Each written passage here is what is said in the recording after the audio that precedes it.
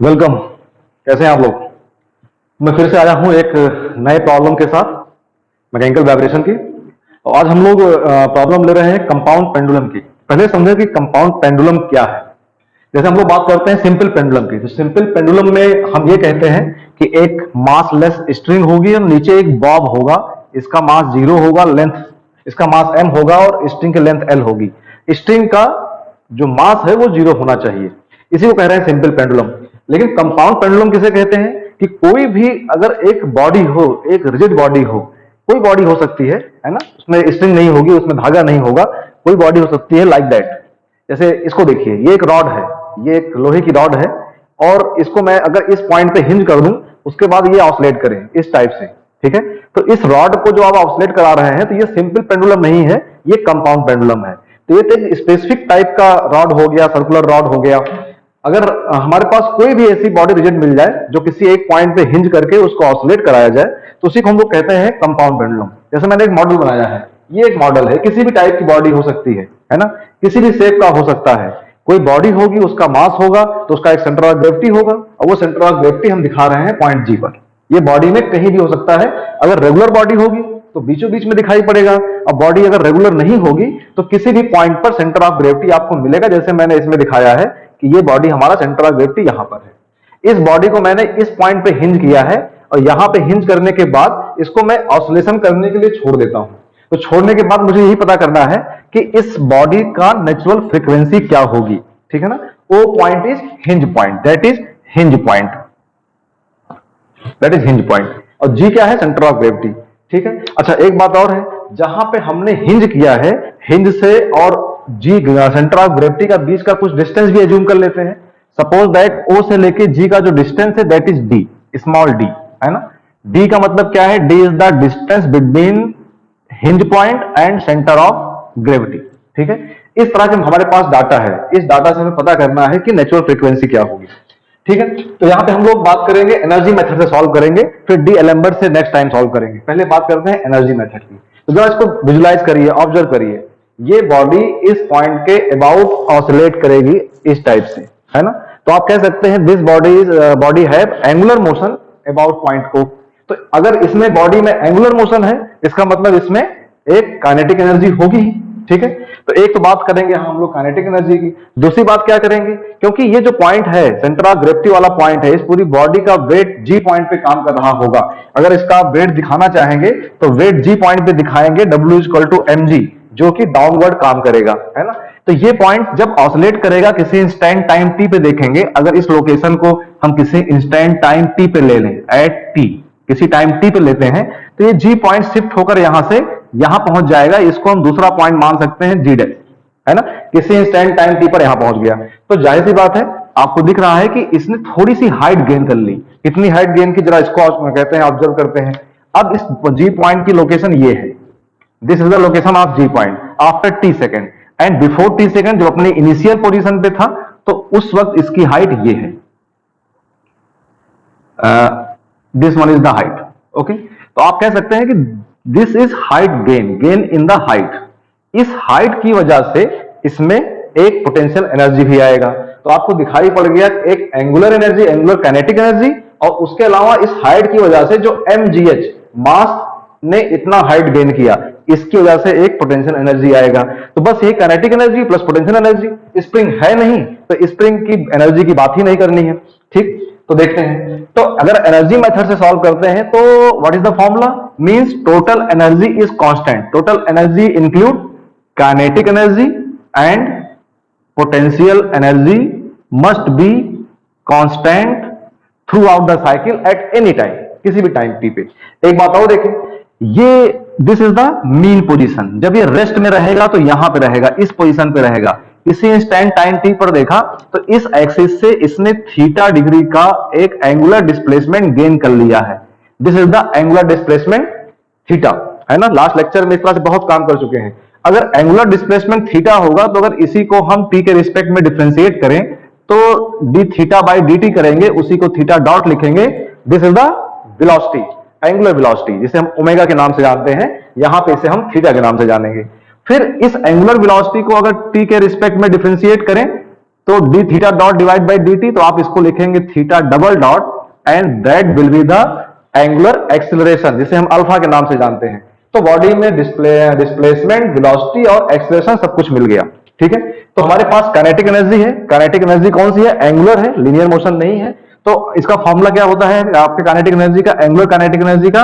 That is half into I into omega square. Omega के place पे यहां क्या है? थीटा डॉट, थीटा डॉट का स्क्वायर। अच्छा, what is I? What is I? I is known as mass movement of inertia, mass movement of inertia. ठीक है ना? तो जिस बॉडी के अबाउट ये एंगुलर मोशन कर रहा है, इसी जिस पॉइंट के अबाउट एंगुलर मोशन कर रहा है, उसी पॉइंट के अबाउट हमें इसका मोमेंट ऑफ इनर्शिया चाहिए। इट मींस हम यहां आई जो बात कर रहे हैं वो अबाउट पॉइंट ओ की बात कर रहे हैं। I means about point O, तो we have to write I O. I O means mass moment of inertia about hinge point, है ना? This is the kinetic energy in the system. Okay, now let's see potential energy. What is potential energy? That is mgh, है ना? Mass is constant, that is m, g is constant, हाँ, remaining is h, height। कितनी height gain किया? We have to find out this height। ये height कितनी है? जरा ध्यान दीजिए ज्योमेट्री पे। तो इसके अगर ज्योमेट्री पे ध्यान दिया जाए तो आपको क्या दिखाई पड़ रहा है? इसकी जब ये g डैश पॉइंट यहां पे था, g पे था, तो यहां से लेके यहां तक की लेंथ कितनी थी?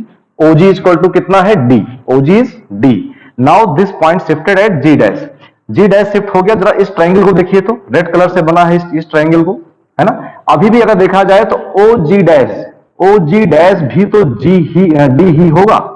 एट दैट पॉइंट यही लाइन शिफ्ट होकर यहां पहुंच गई, तो ओ जी डैश भी डी होगा। This line is D. Now see in this triangle, अगर इस ट्रायंगल को ऑब्जर्व करिए तो एंगल कितना है? Theta, and this length is that is known as hypotenuse. ये कितना है? डी। तो ये जो बीच का गैप है, इतना गैप मिल सकता है। और अगर हम OG में से इस गैप को माइनस कर दें, OG में से इस गैप को माइनस कर दें, तो हमें हाइट मिल जाएगी। तो हम सिंपली हाइट को ऐसे लिख सकते हैं कि हाइट विल बी कितना होगा? यहां से यहां तक कितना है? D। ओके, और इस ट्रायंगल में अगर ये डिस्टेंस निकालना चाहेंगे तो ये D है, ये थीटा है, तो that will be D cos theta. तो minus D cos theta, D common ले लें, it will be 1 minus cos theta, that will be the height. Okay, ठीक। तो हाइट के प्लेस पे हम लोग क्या लिख सकते हैं यहां पे? That is d common 1 minus cos theta, that is constant. This is the energy equation, है ना? Kinetic energy and potential energy equal to constant. Now differentiate this equation with respect to time. Time के respect में इस equation को differentiate करें तो क्या आएगा भाई? देखिए जरा। तो half constant I mass moment of inertia, इस पॉइंट के अबाउट कांस्टेंट ही रहेगा, ये वैल्यू कांस्टेंट होगी, that will be half into I O. Again theta dot square को जब डिफरेंशिएट करेंगे तो वैल्यू क्या आएगी? Twice theta dot. ठीक, अगेन थीटा डॉट को करेंगे तो वो हो जाएगा थीटा डबल डॉट। प्लस यहां ध्यान दीजिए, मास कांस्टेंट होगा, ग्रेविटी जी कांस्टेंट होगी, डी जो ये डिस्टेंस है ये कांस्टेंट होगी, ये कांस्टेंट हो गया, ये बाहर आ गया। नेक्स्ट 1 का डिफरेंशियल 0, cos थीटा का differential minus sine theta, minus minus plus हो जाएगा, यहां क्या आएगा? Sine theta. ओके, और फिर थीटा बचेगा, थीटा का डिफरेंशियल करेंगे, क्या बचेगा? Into theta dot. This is the differential equation. और कांस्टेंट को जब डिफरेंशियल करेंगे तो क्या आएगा? 0। ठीक है, यहां एक इंपॉर्टेंट बात है ट्रिग्नोमेट्री की, because every oscillation is valid only for small displacement. ये जो एंगुलर डिस्प्लेसमेंट है बहुत छोटा होना चाहिए, बड़े ज्यादा डिस्प्लेसमेंट के लिए ये सब फॉर्मूले वैलिड नहीं है। ठीक है, तो इसलिए थीटा की वैल्यू बहुत ज्यादा नहीं है। अगर थीटा बहुत कम हो, if theta is very small, then you can say that कि sine theta will be theta. ये रिलेशन हमें ट्रिग्नोमेट्री से मिलती है। ठीक है, तो यहां पे अगर इस इक्वेशन को दोबारा से लिखना चाहें, यहां कुछ दिख भी रहा है कि 2 से 2 कैंसिल आउट हो गया। ठीक है, तो यहां हमें दिखाई क्या पड़ रहा है? और थीटा डॉट से थीटा डॉट भी कैंसिल आउट होता दिखाई पड़ रहा है। ओके, अब बचा क्या हमारे पास? That is I naught theta double dot plus M G D sine theta को लिख दिया हमने थीटा इक्वल टू 0। जरा देखिए फिर से उसी फॉर्मेट में आगे इक्वेशन जो अनडैम्प्ड फ्री वाइब्रेशन की इक्वेशन आती है, एक थीटा डबल डॉट के बगल में कांस्टेंट होता है, थीटा के बगल में कांस्टेंट होता है। इसको अगर हम स्टैंडर्ड फॉर्म में लिख लें अपने एसएचएम के, तो हम लिखेंगे theta double dot plus M G D divide by I naught into theta is equal to 0। This is the differential equation of this body, this oscillating body. ठीक है, अच्छा हमें स्टैंडर्ड इक्वेशन क्या मालूम है? Standard equation of SHM that is, हमें मालूम है कि y is equal to capital Y, sorry y double dot is equal to minus omega square y, इसको इधर ले आए तो y double dot plus omega square y is equal to 0। This is the standard formula of simple harmonic motion.